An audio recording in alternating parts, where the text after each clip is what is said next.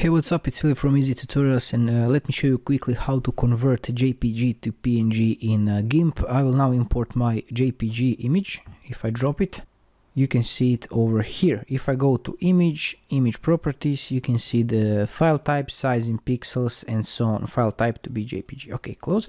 Now to convert it to PNG, go to File, click Export As, like this, and now select where you want to export. I will export to pictures. Over here I will change the name to be new image, for example.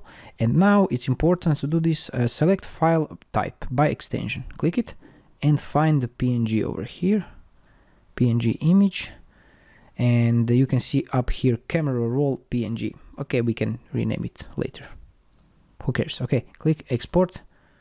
Wait for a second.